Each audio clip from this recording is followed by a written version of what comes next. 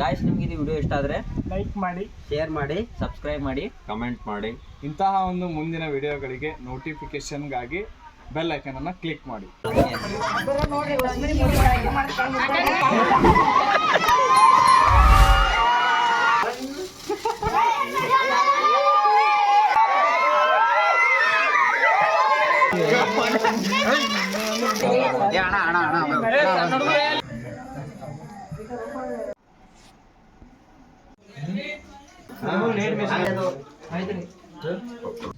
Hi guys, welcome back my another video. ಇವತ್ತೇನಂದ್ರೆ ನಮ್ಮ ಮನೆಗೆ ತುಳಸಿ ಪೂಜೆ ಅದ. ತುಳಸಿ ಪೂಜೆ ಸಲಕ್ಕೆ ಇಲ್ಲೇನಂದ್ರೆ ತುಳಸಿ ಗಿಡ ಒಯ್ಲಾಕ್ ಬಂದೇವಿ. ತುಳಸಿ ಪೂಜೆ ಯಾಕೆ ಮಾಡ್ತಾರೆ, ಅದ್ರ ಸಲಕ್ಕೆ ಮಾಡ್ತಾರೆ, ತುಳಸಿ ಪೂಜೆ ಮಾಡಿದ್ರೆ ಏನು ಲಾಭ ಅದ, ಅದ್ರ ಬಗ್ಗೆ ಇನ್ಫಾರ್ಮೇಷನ್ ಅಷ್ಟು ನಮ್ಮ ಅವಿನಾಶ್ ಸರ್ ಕೊಡ್ತಾರೆ. ಆಲ್ರೆಡಿ ಇದ್ರ ಇನ್ಫಾರ್ಮೇಷನ್ ಯೂಟ್ಯೂಬಲ್ಲಿ ಇರ್ತದೆ, ಬಟ್ ನಮ್ಮ ಅವಿನಾಶ್ ಸರ್ ಹೇಳೋದು ಒಂದು ಲೇಟೆಸ್ಟಾಗಿ ಹೇಳ್ತಾರೆ. ನೋಡ್ರಿ ನೀವು, ಇವ್ರು ಒಂದು ಹೇಳೋದು ಒಂದು ವಿವರಣೆ ಅಂತಂದ್ರೆ ನೀವು ಕೇಳತ್ರ ಕಂಟಿನ್ಯೂ ಕೇಳಬೇಕು, ಆ ಥರ ಹೇಳ್ತಾರೆ. ನಾವು ತುಳಸಿ ಬಗ್ಗೆ ಕೆಲವು ಮಾಹಿತಿಗಳನ್ನ ನಿಮ್ಮ ಜೊತೆ ಹಂಚ್ಕೊಳ್ಬೇಕಂತ ಸೇರ್ಕೊಂಡಿವ್ರಿ ನಾವು ನಮ್ಮ ಸ್ಟಾರ್ಟ್ ಮಾಡೋಣ. ಸೊ ಈ ತುಳಸಿ ಅನ್ನೋದು ಹಿಂದೂ ಧರ್ಮದಲ್ಲೇ ಅತ್ಯಂತ ಪವಿತ್ರವಾಗಿರ್ತಕ್ಕಂತಹ ಗಿಡ ರೀ. ಜೊತೆಗೆ ಇದು ತುಂಬ ಮಹತ್ವವನ್ನು ಹೊಂದಿದ್ರಿ.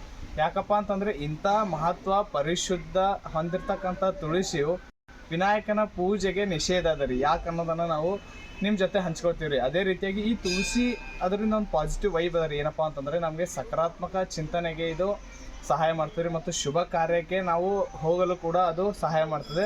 ಜೊತೆಗೆ ಧಾರ್ಮಿಕ ಅಥವಾ ಈ ಒಂದು ದೇವರ ಪೂಜೆಯಲ್ಲೂ ಕೂಡ ನಾವು ಈ ತುಳಸಿ ಎಲೆಯನ್ನು ನಾವು ಪೂಜಿಸ್ತೀವಿ ರೀ. ಸೊ ಹಾಗಾದರೆ ಈ ವಿನಾಯಕನ ಪೂಜೆಗೆ ಇದು ಯಾಕೆ ನಿಷೇಧ ಇದೆಯಪ್ಪ ಅಂತಂದರೆ, ತುಳಸಿ ಅನ್ನೋಳು ಒಬ್ಬಳು ಹೆಣ್ಮಗಳು ಇರ್ತಾಳೆ ರೀ. ಯಾರಪ್ಪ ಅಂತಂದರೆ ಒಬ್ಬ ಧರ್ಮ ರಾಜನ ಒಬ್ಬಳು ಸುಂದರವಾಗಿರ್ತಕ್ಕಂಥ ಮಗಳು ಆಗಿರ್ತಾಳೆ ರೀ. ಸೊ ಇವಳು ವಿಷ್ಣುವಿನ ತುಂಬ ಪರಮ ಭಕ್ತಿಗಳು ಆಗಿರ್ತಾಳೆ ರೀ. ಏನಾಗಿರ್ತದಪ್ಪ ಅಂತಂದರೆ ಎಂದಿನಂತೆ ಪ್ರತಿನಿತ್ಯ ಅವಳು ನದಿಯ ದಂಡೆಗೆ ಶ್ರೀ ಭಗವಾನ್ ವಿಷ್ಣುವಿನ ಪೂಜೆಗೆ ಸಲ್ಲಿಸಲು ಅವಳು ನದಿ ದಂಡೆಗೆ ಹೋಗ್ತಾಳೆ. ಜೊತೆಗೆ ಅಲ್ಲಿ ಪೂಜೆ ಜೊತೆಗೆ ಅವಳು ಧ್ಯಾನವನ್ನು ಮಾಡ್ತಾ ಇರ್ತಾಳೆ. ಸೊ ಒಂದಿನ ಹಿಂಗೆ ಹೋಗಿರ್ತಾಳೆ ಧ್ಯಾನ ಜೊತೆಗೆ ಪೂಜೆಯನ್ನು ಸಲ್ಲಿಸ್ಲಿಕ್ಕೆ ವಿಷ್ಣುವಿನಿಗೆ. ಅವ ಹೋಗುವಾಗ ಅಲ್ಲಿ ಒಬ್ಬ ಓರ್ವ ವಯಸ್ಕ ವ್ಯಕ್ತಿಯು ಬರ್ತಾ ಇರ್ತಾನೆ. ಹೆಂಗಪ್ಪ ಅಂತಂದರೆ ತುಂಬ ಅಚ್ಚುಕಟ್ಟಾದ ಮೈಕಟ್ಟನ್ನು ಹೊಂದಿದ್ದು ಸುಂದರವಾಗಿರ್ತಕ್ಕಂಥವನು, ಜೊತೆಗೆ ಹಳದಿ ಬಟ್ಟೆಯನ್ನು ಧರಿಸಿರ್ತಕ್ಕಂಥವನು, ಮತ್ತು ಮೈಯೆಲ್ಲ ಒಡವೆಯನ್ನು ಧರಿಸಿದ್ದವನು. ಮುಖ ಮಾತ್ರ ಆನೆಯ ಮುಖವನ್ನು ಹೊಂದಿದೆ. ಸೊ ಅವನು ಆನೆಯ ಮುಖ ಹೊಂದಿದೆಪ್ಪ ಅಂತಂದರೆ ಆಲ್ರೆಡಿ ನಿಮ್ಗೆ ಗೊತ್ತಾಗಿರ್ತದೆ, ಅದು ಬೇರೆ ಯಾರೂ ಅಲ್ಲ, ನಮ್ಮ ಗಣೇಶ ವಿನಾಯಕ ಇರ್ತಾನೆ. ಸೊ ಇವಳಿಗೆ ಆ ತುಳಸಿಗೆ ಏನಪ್ಪ ಅಂತಂದ್ರೆ ಸುಂದರವಾಗಿರ್ತಕ್ಕಂಥ ತುಳಸಿಗೆ ಅವ್ರ ಮೇಲೆ ಪ್ರೀತಿ ಉಂಟಾಗ್ತದೆ ರೀ. ಸೊ ಆವಾಗ ಅವಳು ಏನಪ್ಪ ಅಂತಂದರೆ ವಿನಾಯಕನ ಮುಂದೆ ಹೋಗಿ ತನ್ನ ಪ್ರೀತಿಯನ್ನು ವ್ಯಕ್ತಪಡಿಸ್ತಾ ಇರ್ತಾಳೆ ರೀ. ಸೊ ಏನು ಹೇಳ್ತಾಳಪ್ಪ ಅಂತಂದರೆ, ನಾನು ನಿನ್ನನ್ನು ತುಂಬ ಪ್ರೀತಿಸುತ್ತೇನೆ, ನೀನು ನನ್ನ ಜೊತೆಗೆ ವಿವಾಹ ಆಗುವಂತ ಹೇಳ್ತಾಳೆ. ಯಾರಪ್ಪ ಅಂತಂದರೆ ತುಳಸಿ ಹೇಳ್ತಾಳೆ. ಸೊ ಅವಾಗ ಗಣೇಶ ಏನಪ್ಪ ಅಂತಂದರೆ ಅದನ್ನು ರಿಜೆಕ್ಟ್ ಮಾಡ್ತಾನೆ ರೀ. ಅವನು ನಿರಾಕರಿಸ್ತಾನೆ. ಯಾಕಪ್ಪ ಅಂತಂದರೆ ನಾನು ಈ ಕೌಟುಂಬಿಕ ಜೀವನದಿಂದ ದೂರ ಇರ್ಬೇಕು ಅಂದ್ಕೊಂಡಿದ್ದೀನಿ, ನಾನು ಸ್ವಂತ ಮಾರ್ಗವನ್ನು ನಾನು ಪಾಲಿಸ್ಬೇಕು ಅಂದ್ಕೊಂಡಿದ್ದೀನಿ ಅಂತ ಹೇಳ್ತಾಳೆ. ಆವಾಗ ಮನನೊಂದ ತುಳಸಿಯು ನನ್ನ ಹಿಂದೆ ಎಷ್ಟೋ ಜನ ಬಿದ್ದರೂ ಕೂಡ, ನನಗೆ ಎಷ್ಟೋ ಜನ ಇಷ್ಟಪಟ್ಟರು ಕೂಡ ನಾನು ಯಾರಿಗೂ ಪ್ರತಿಯೊಬ್ಬರಿಗೂ ನಾನು ರಿಜೆಕ್ಟ್ ಮಾಡಿದ್ದೀನಿ, ಆದರೆ ಫಸ್ಟ್ ನಾನು ನಿನ್ನನ್ನು ಪ್ರೀತಿಸಿದ್ದೀನಿ, ನೀನು ನನಗೆ ರಿಜೆಕ್ಟ್ ಮಾಡ್ತಾ ಇದ್ದೆ ಅಂತ ಅವಳು ತುಂಬ ಮನನೊಂದು ಏನು ಮಾಡ್ತಾಳಪ್ಪ ಅಂತಂದರೆ ಗಣೇಶನಿಗೆ ಶಾಪ ಹಾಕ್ತಾಳ್ರಿ. ಸೊ ನೋಡ್ರಿ, ಗಣೇಶ ಯಾವುದ್ರಲ್ಲೂ ಇಲ್ಲ, ಪ್ರೀತಿ ಮಾಡಿದವಳು ತುಳಸಿ, ಆದರೂ ಕೂಡ ಗಣೇಶನಿಗೆ ತುಳಸಿ ಏನಪ್ಪ ಅಂತಂದರೆ ಶಾಪವನ್ನು ಹಾಕ್ತಾಳೆ. ಏನಂತ ಶಾಪ ಹಾಕ್ತಾಳಪ್ಪ ಅಂತಂದರೆ, ಸ್ವವಿವಾಹಿತವಾಗಿ ನಿಮ್ಮ ಮದುವೆ ಆಗೋ ದಿನ ಬಂದೇ ಬರುತ್ತದೆ ಅಂತ ಅವಳು ಗಣೇಶನಿಗೆ ಶಾಪ ಕೊಡ್ತಾಳೆ. ಅದ್ರ ಜೊತೆಗೆ ಗಣೇಶ ಏನು ಹೇಳ್ತಾನಪ್ಪ ಅಂತಂದರೆ ತುಳಸಿಗೆ ನಾನು ಸ್ವಂತ ಮಾರ್ಗವನ್ನು ಪಾಲಿಸಬೇಕಂತ ಗಣೇಶ ಹೇಳ್ತಾನೆ. ಸೊ ಆ ತುಳಸಿಯು ಅದು ಇನ್ನೊಂದು ಶಾಪ ಕೊಡ್ತಾಳೆ, ನಿಮ್ಮ ಸ್ವಂತ ಮಾರ್ಗವು ನನಸಾಗದೇ ಇರಲಿ ಎಂದು ಗಣೇಶನಿಗೆ ಶಾಪವನ್ನು ಹಾಕ್ತಾಳೆ. ಆವಾಗ ಗಣೇಶ ಏನು ಮಾಡ್ತಾನಪ್ಪ ಅಂತಂದರೆ, ಗಣೇಶನಿಗೆ ತುಂಬ ಕೋಪ ಬರ್ತದೆ. ತಪ್ಪು ನನ್ನದಲ್ಲ, ತಪ್ಪು ನಂದೇ ಅಂತ ಹೇಳಿ ನನಗೆ ಶಾಪ ಹಾಕುತ್ತಿರುವಂಥ ತುಳಸಿಯ ಮೇಲೆ ಗಣೇಶನಿಗೆ ತುಂಬ ಕೋಪ ಬಂದು ಗಣೇಶ ಏನು ಮಾಡ್ತಾನಪ್ಪ ಅಂತಂದರೆ ಅವಳನ್ನು ಶಾಪ ಹಾಕ್ತಾನೆ. ನೀನು ಇಷ್ಟು ಸುಂದರವಾಗಿದ್ದೀಯಾ, ನೀನೇನು ಮಾಡಬೇಕಪ್ಪ ಅಂತಂದರೆ ಅವನು ಶಾಪ ಹಾಕ್ತಾನೆ. ಏನಪ್ಪ ಶಾಪ ಅಂತಂದರೆ, ನೀನು ಒಬ್ಬ ರಾಕ್ಷಸನನ್ನು ಮದುವೆ ಆಗುವಂತ ಹೇಳ್ತಾನೆ. ನೋಡ್ರಿ, ಅಂಥ ಸುಂದರವಾಗಿರ್ತಕ್ಕಂಥ ಒಬ್ಬ ಧರ್ಮರಾಯನ ಮಗಳು, ಅಂಥ ಒಂದು ಮಗಳಿಗೆ ಗಣೇಶ ಶಾಪ ಹಾಕ್ತಾನೆ. ಅದೇ ಜೊತೆಗೆ ಏನಪ್ಪ ಅಂತಂದರೆ, ನೀವು ಒಂದು ಗಿಡವಾಗಿಯೇ ಉಳಿಬೇಕು ಅಂತ ತುಳಸಿಗೆ ವಿನಾಯಕನು ಶಾಪವನ್ನು ಹಾಕ್ತಾನೆ. ಸೊ ಇದನ್ನು ತುಳಸಿ ಏನು ಮಾಡ್ತಾಳಪ್ಪ ಅಂತಂದರೆ ರಿಯಲೈಸ್ ಮಾಡ್ಕೊಂಡು ಗಣೇಶನ ಮುಂದೆ ಬಂದು ತಪ್ಪಾಯಿತು ವಿನಾಯಕ ಅಂತ ಅವಳು ಏನಪ್ಪ ಅಂತಂದರೆ ಗಣೇಶನ ಮುಂದೆ ಬರ್ತಾಳೆ.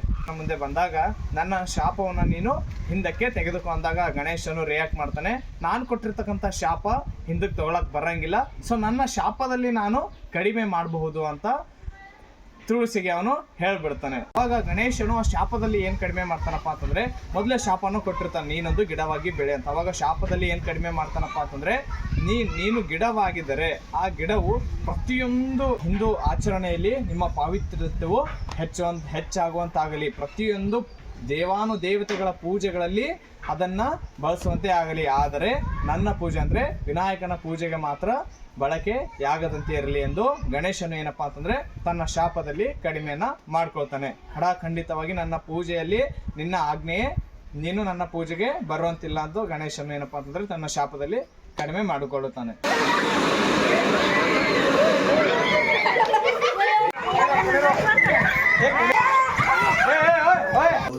ರೆಡ್ಡಿ ನಾ ಶೂಟ್ ಹೆಂಗ್ ತಗೊಳ್ಳಿ, ಲಿಂಕ್ ತಗೊಳ್ಳಿ.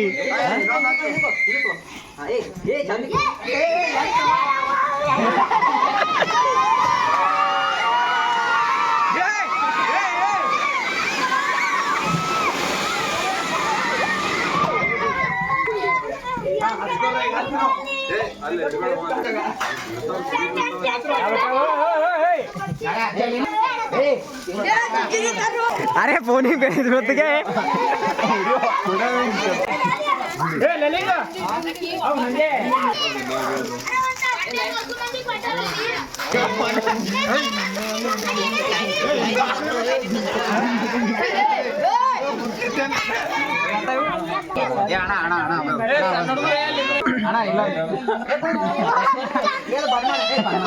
ನಮಗೆ ಇಜ್ಜತೆ ಇಲ್ಲ. ಈಗ ನಾವೆಲ್ಲ ನಾವು ಸಣ್ಣ ಪರಗಳು ಕೇಳತ್ತಾರ ಕೊಡ್ಲತ್ತಾರ, ನಾವು ದೊಡ್ಡವರಾಗಿ ನಮಗೆ ಕೊಡ್ಲತ್ತಿಲ್ಲ ನೋಡೋಣ. ಈ ಕಡೆ ಇಂತ ನಮ್ಗೆ ಕೊಡೋಂದ್ರೆ ಕೊಟ್ಟಿಲ್ಲ ನೋಡ್ರಿ.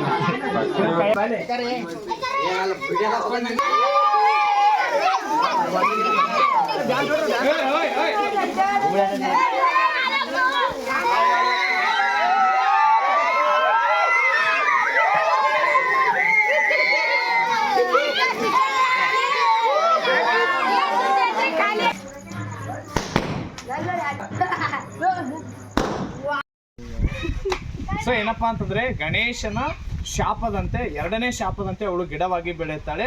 ಮೊದಲನೇ ಶಾಪ ಏನಿರ್ತದಪ್ಪ ಅಂತಂದ್ರೆ ಗಣೇಶನು ಶಾಪ ಆಗಿರ್ತಾನೆ. ಮೊದಲನೇ ಶಾಪ ಏನಪ್ಪಾ ಅಂತಂದ್ರೆ ನೀನೊಬ್ಬ ರಾಕ್ಷಸನ ಜೊತೆ ಮದುವೆ ಆಗ್ಬೇಕಂತ. ಸೊ ಆ ಶಾಪದಂತೆ ತುಳಸಿ ಅಂತಂದ್ರೆ ಶಂಖಚೂಡ ಎನ್ನುವ ರಾಕ್ಷಸನ ಜೊತೆ ವಿವಾಹ ಆಗುತ್ತಾಳೆ. ಸೊ ವಿವಾಹದಲ್ಲಿ ಚೆನ್ನಾಗೇ ಇರ್ತದೆ, ಆದ್ರೆ ಆ ಶಂಖಚೂಡ ಎನ್ನುವ ರಾಕ್ಷಸ, ಮೊದಲನೇ ರಾಕ್ಷಸ, ಸೊ ಅವ ರಾಕ್ಷಸನ ವರ್ತನೆ ಅವಳ ಜೊತೆ ಚೆನ್ನಾಗಿರೋದಿಲ್ಲ. ಅವಾಗ ಶಿವ ಏನ್ ಮಾಡ್ತಾನಪ್ಪ ಅಂತಂದ್ರೆ ಆ ಒಂದು ಶಂಖಚೂಡ ಎಂಬ ರಾಕ್ಷಸನನ್ನ ಕೊಲ್ಲುತ್ತಾನೆ. ಸೊ ಅವಾಗ ಏನಪ್ಪಾ ಅಂತಂದ್ರೆ ವಿಷ್ಣು ಮೊದಲೇ ತುಳಸಿ ಏನಪ್ಪಾ ಅಂತಂದ್ರೆ ವಿಷ್ಣುವಿನ ಪರಮ ಭಕ್ತಿ. ಶ್ರೀ ವಿಷ್ಣುವಿನ ಹತ್ರ ಅವಳು ಏನಪ್ಪಾ ಅಂತಂದ್ರೆ ವರವನ್ನ ಪಡ್ಕೊಳ್ತಾಳೆ. ಏನ್ ವರವನ್ನಪ್ಪ ಅಂತಂದ್ರೆ ನನ್ನನ್ನು ನೀನು ಪತ್ನಿಯಾಗಿ ಸ್ವೀಕರಿಸು ಅಂತ ಅವಳು ವರವನ್ನ ಪಡ್ಕೊಳ್ತಾಳೆ. ಸೊ ಅವಾಗ ಅವನು ಏನಪ್ಪಾ ಅಂತಂದ್ರೆ ವಿಷ್ಣು ಅವಳಿಗೆ ವರವನ್ನ ಕೊಟ್ಟು ಅವಾಗ ಅವಳು ಒಂದು ತುಳಸಿಯಾಗಿ ಬೆಳೆಯುತ್ತಾಳೆ. ಅಂದ್ರೆ ಅಂದಿನ ದ್ವಾಪರ ಕಾಲದಿಂದಲೂ ಇಂದಿನ ಕಲಿಯುಗದವರೆಗೂ ನಾವು ತುಳಸಿ ಆ ಒಂದು ಮಾತೆಯನ್ನು ನಾವು ಇಂದಿಗೂ ಪೂಜಿಸುತ್ತೇವೆ. ಯಾವಾಗ ಈ ತುಳಸಿ ವಿವಾಹ ಅಂತ ಆಚರಿಸ್ತಾರಪ್ಪ ಅಂತಂದ್ರೆ ದೀಪಾವಳಿ ಮುಗಿದ ನಂತರ. ಸೊ ನಾವು ದೀಪಾವಳಿ ಹಬ್ಬವನ್ನ ದೀಪಾವಳಿ ಅಂತ ಕರೆದಾಗ ಅದ್ರ ಜೊತೆಗೆ ನಾವು ಈ ತುಳಸಿ ವಿವಾಹವನ್ನು ನಾವು ಕಿರು ದೀಪಾವಳಿ ಅಂತ ಕೂಡ ನಾವು ಕರೆಯುತ್ತೇವೆ. ಸೊ ಈ ತುಳಸಿ ಬಗ್ಗೆ ಹೇಳ್ಬೇಕಪ್ಪ ಅಂತಂದ್ರೆ ಹಿಂದೂ ಪುರಾಣದ ಪ್ರಕಾರ ಇನ್ನೂ ಹೆಚ್ಚಿದೆ. ಸೊ ಇದೊಂದು ಬ್ಲಾಗ್ ವಿಡಿಯೋದಲ್ಲಿ, ಸೊ ಅದಕ್ಕೆ ಅದನ್ನು ನಾವು ಶಾರ್ಟ್ ಆಗಿ ಮಾಡಿದ್ದೀವಿ. ಸೊ ತುಳಸಿ ಕೇವಲ ಒಂದು ದೇವಾನುದೇವತೆಗಳ ಪೂಜೆಗಲ್ಲದೆ ಇದನ್ನು ನಾವು ಆರೋಗ್ಯಕ್ಕೆ ಹೋಲಿಸಿದರೆ ತಲೆನೋವು ಅಂದರೆ ಮೈಗ್ರೇನ್ಗಾಗಿ ನಾವು ಇದನ್ನು ಬಳಸ್ಬೋದು. ಅದೇ ಜೊತೆ ನಮ್ಗೆ ಕಫ್ ಕಂಡು ಬಂದಲ್ಲಿ ಸೊ ಅಲ್ಲೂ ಕೂಡ ನಾವು ಈ ತುಳಸಿ ಎಲೆಯನ್ನು ನಾವು ಬಳಸ್ತೀವಿ.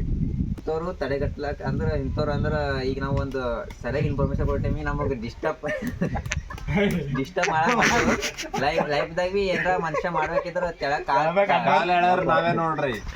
ಕಾಲ ಎಳೆಯವ್ರು ಭಾಳ ಮಂದಿ ಇರ್ತಾರ.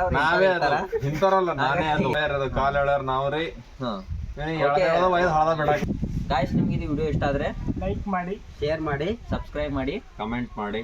ಇಂತಹ ಒಂದು ಮುಂದಿನ ವಿಡಿಯೋಗಳಿಗೆ ನೋಟಿಫಿಕೇಶನ್ಗಾಗಿ ಬೆಲ್ ಐಕನ್ ಅನ್ನು ಕ್ಲಿಕ್ ಮಾಡಿ. Okay, thank you.